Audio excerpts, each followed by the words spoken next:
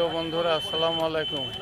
দেখছেন আজকে সেই সবজি বাজার, পড়ন্ত বিকেল, বেলা বেশি নেই, তারপরে রোজা রমজানের দিন।